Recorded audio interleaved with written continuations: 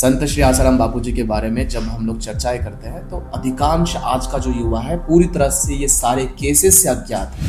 और जब उनके साथ ये सारे कृत्य हुए थे तब उनकी आयु 76 वर्ष के आसपास थी। इस वजह से हम इन्हें दोषी करार देते हैं। इस वजह से इनके ऊपर लगाए गए आरोप सच हो सकते हैं। मैं तो यूथ को एक ही चीज कहूंगा कि आप मेरी बात का भी विश्वास मत कीजिए। पढ़े लिखे हैं ना, तो आप एक काम करिए। जो आज हम कहते हैं ना कि हम सो कॉल्ड इन्फ्लुएंसर है, मेरे 4 मिलियन फॉलोअर्स है, मेरे 5 मिलियन फॉलोअर्स हैं, वो आपके नंबर्स है, they are not your followers. एक पत्रकार है, उनका नाम भी लेना मैं उचित नहीं समझता हूँ। वो कहती है कि मैं घर के अंदर मैरिड हूँ, घर के बाहर मैं सिंगल हूँ। मैं बार बार पॉइंट आउट कर रहा हूँ, कभी ना कभी तो ईश्वर के सामने जाओगे।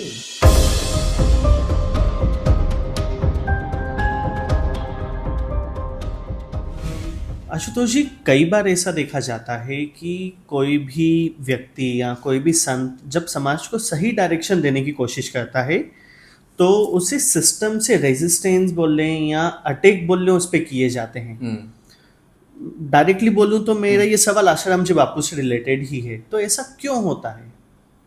देखिए, समाज का ये नेतृत्व है कि अभी हम एक लोकतांत्रिक देश में सो कॉल्ड, और उस लोकतांत्रिक देश में जो राजा बन के बैठे हुए हैं वो नेता।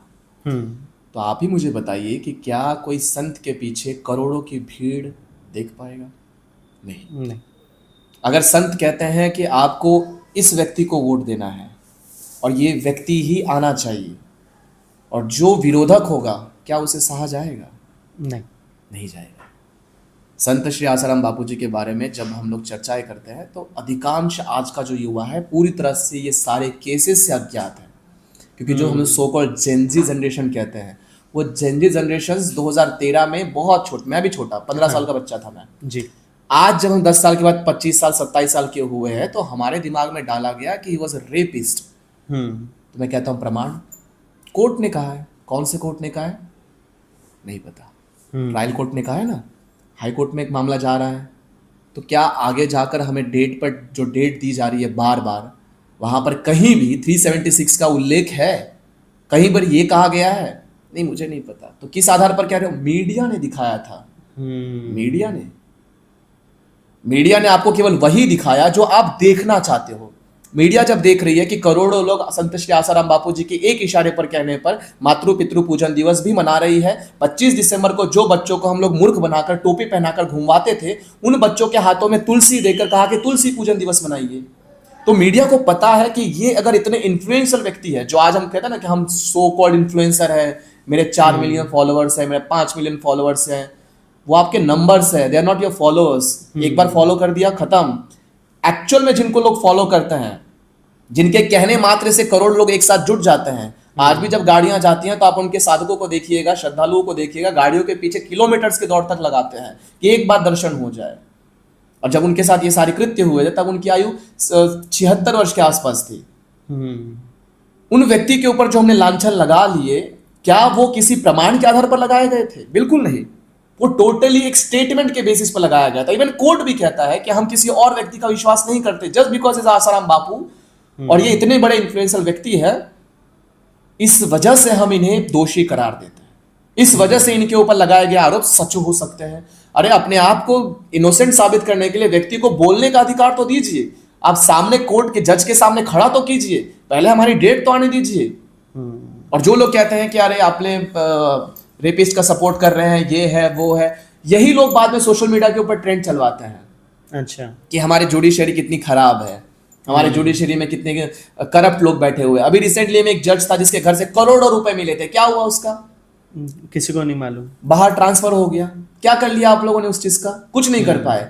मैं आपको बताता हूं, किसी देश के अंदर में आप स्वयं, आज गूगल का जमाना है तो गूगल कर लीजिएगा। गूगल करने के पश्चात में आपको पता चलेगा कि इस देश के अंदर जो रेप केसेस है वो कितने फेक तरीके से लगाए जाते हैं, कितने ही स्टेटमेंट के आधार पर लगाए जाते हैं। और ये मैं नहीं कहता, ये डेटा कहता है, ये ग्राउंड रिपोर्ट है। Examples of rape cases in India, ये स्क्रीनशॉट मैं आपको शेयर कर दूंगा। मैं आपको बस अपने ऑडियंस को बताता हूं। गुरुग्राम एक रेप केस हुआ था। A woman used allegation to extort man. Amit Kumar का केस हुआ था। A manager died by suicide after facing a charge he said he was false. Jabalpur का केस हुआ था। a woman filed 6 rape complaint against 5 men over 6 years. उसके बाद प्रयागराज का case हुआ था, a woman was fined for a false FIR against her husband. उसके बाद इंदौर का ही केस हुआ था, एक fabricated gang rape story led to a long probe. Vishnu Tiwari case, a man spent 20 years in a jail before a high court cleared him. 20 साल तक इसने सजा भुगती है, 20 साल उसके लौटा सकते हैं आप। समाज में जो उसकी हानि हुई है, उसके परिवार के साथ जो भी कुछ उसने प्रताड़ना है सही है, माँ बाप खो गए, बच्चे चले गए, भाई मर गया, सब कुछ समाप्त हो गया, क्या वो 20 साल दे सकता है समाज? नहीं दे सकता। यहां पर और केस है, गाजियाबाद का केस हुआ है, a man was arrested for a false claim of assault on a minor. Satara case, a woman accused 2 men, one was abroad during the incident. Father daughter case, मां बाप के साथ बेटी का केस हुआ था, a father spend 3 years in a jail after a false complaint. मैं क्या कहूं इन चीजों को? 20-20 साल कोई व्यक्ति जेल के अंदर सड़ रहा है, उसके ऊपर इतने सारे झूठे आरोप लगाए जाते हैं। मैं आपको एक बात क्लियर कर देता हूं कि अपने आप को इनोसेंट साबित करने के लिए आपके पास एक पर्याय है, मर जाओ। और मरने के बाद लोगों की जागृत होती है आत्मा, अरे अरे नहीं नहीं, ये तो गलत हो गया, वो भी 2-4 दिन में भूल जाते हैं, और वो भी भूल जाओगे आप। ये जो यातना, ये प्रताड़ना है, ये सारी चीजें तब हुई थी जब सोशल मीडिया का ट्रेंड क्या, नेट नहीं पता था लोगों को। 2013 का केस है ये। हाँ। उसके बाद कुछ पेड यूट्यूबर्स आ गए अपनी औकात दिखाने के लिए, ये लोग आते रहते हैं। प्रेमानंद जी महाराज के विषय में भी यही बात की गई थी। उन्होंने केवल इतना ही कहा कि जैसे कुत्ते कुत्ते अपने रिलेशन बनाते हैं वैसे मत बनो, पवित्र रहो। ठीक उसी प्रकार से अनिरुद्धाचार्य जी महाराज ने भी कहा, उनके साथ भी ट्रायल पे ट्रायल चलता गया। इतने ज्यादा मीडिया वालों ने, आपने देखा होगा कि एक पत्रकार, उनका नाम भी लेना मैं उचित नहीं समझता हूं, वो कहती है कि मैं घर के अंदर मैरिड हूं, घर के बाहर मैं सिंगल हूं। ये क्या है? और ऐसे लोगों को अगर हम बोल देते हैं कि फिर तो ये आप दोहरा चरित्र दिखा रहे हैं, तो आप तो चरित्रवान हुए ही नहीं, तब इनका कहना होता है कि ये बाबा जो है ये कहीं ना कहीं गलत है, ये बाबा घृणात्मक फैलाते हैं। ये सभी लोग बच गए, सभी लोग बच गए। फिर चाहे प्रेमानंद जी महाराज हो, अनिरुद्धाचार्य जी महाराज हो, पंडित धीरेन्द्र कृष्ण शास्त्री जी हो, या अन्य साधु संत हो, ये सब क्यों बच गए? क्योंकि आज सोशल मीडिया है। बापू इसलिए नहीं बचे क्योंकि उस समय में सोशल मीडिया नहीं था, हमारे पास आवाज थी। लेकिन उस आवाज को पेड मीडिया ने जिस तरीके से ट्रायल चलाया, कहीं पर भी 376 का कोई जिक्र नहीं, लेकिन सीधे बलात्कारी बाबा करके इन्होंने बात कही। ये सरासर एक भारतीय संस्कृति को खत्म करने के लिए, क्योंकि वो जानते हैं इनके जो मालिक बैठे हुए थे उस समय में, जो इस देश में 45 साल तक राज करके गए हुए हैं, वो क्रिश्चियन धर्मांतरों को पूरी तरीके से सपोर्ट कर रहे थे। और बापू वॉज द पर्सन जिन्होंने ये चीजें उन्होंने समाप्त कर दी, छोड़ दिया कि अगर आप धर्मांतरित हो रहे हैं तो आपको मैं वापस सनातन में लूंगा। आप मुसलमान हैं, आप हिंदू बनना चाहते हैं, आइए, आपका स्वागत है। आप पहले हिंदू थे, क्रिश्चियन बना दिए गए, किस चीज की वजह से? लालच। घर बना दिया गया, बीमार हो पैरासिटामोल दे दिया गया, ठीक हो गए, आपको झूठे चीजों में फंसा दिया गया, आप धर्मांतरित हो गए, चलिए मैं आपको वापस हिंदू बनाता हूं। और एक दो नहीं, करोड़ों लोगों को बनाया है। उनके साधक केवल भारत में नहीं है, पूरे देश विदेशों में है, और उनको पूरी तरह से श्रद्धा भाव से पूजा करते हैं।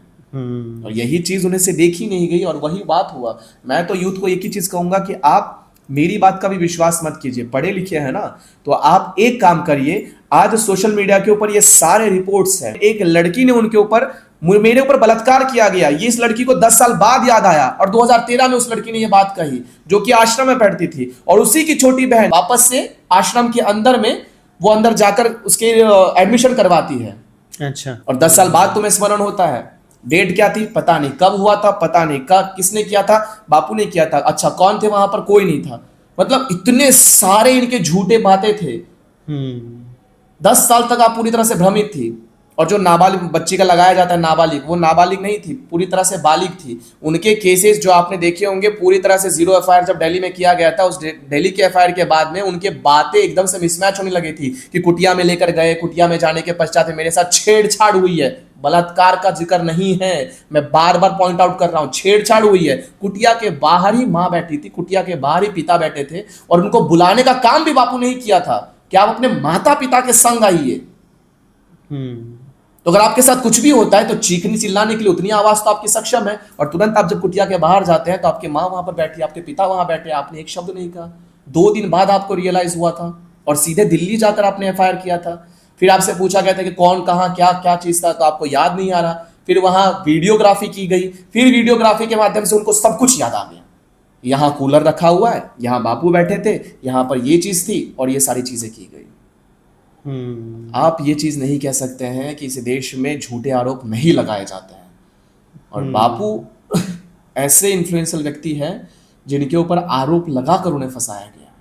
ये मैं ही नहीं कहता हूं, वे हरिशंकर जैन जी, विष्णु शंकर जैन जी, शंकराचार्य जी, इस देश के जितने भी साधु संत हैं वे आज खुलकर इस बात का समर्थन कर रहे हैं कि जी हाँ, बापू जी के ऊपर गलत आरोप लगाकर फंसाए गए हैं। और ये आने वाले समय में फिर से प्रमाणित भी होगा। लेकिन जिन्हें गंदगी बोलना है वो बोलते रहें, चंद व्यूज, चंद लाइक्स के लिए, पैसों के लिए आप करते रहिए। राजनीति के लोग अपने फायदे के लिए चीजें करते रहिए। कभी ना कभी तो ईश्वर के सामने जाओगे, कभी ना कभी तो तुम पर भी आरोप आएगा। भगवान करे कि जो ये लोग चीजें पकड़ कर रखते हैं उन पर भी कोई ऐसा आरोप लगाए, तब कैसे तिलमिला जाओगे। और जितने भी लड़के हैं बाबू, आप भी सोच के समझ के चलियो कि अगर कोई भी लड़की, तुम्हारी आयु 50 वर्ष है और ये आकर कोर्ट में कह देती है, पुलिस वाले के पास जाकर कह देती है कि 15 साल पहले इसने मेरे साथ ये किया था, फिर भी तुम जाओगे, बचा लो अपने आप को। और यही बापू के साथ भी हुआ है। तो अपने विवेक बुद्धि का उपयोग करके ही कमेंट कीजिएगा, अपने विवेक बुद्धि का उपयोग करके ही इस सारी चीजों को समझिएगा कि कहाँ सही है कहाँ गलत है, फिर समझ आएगा।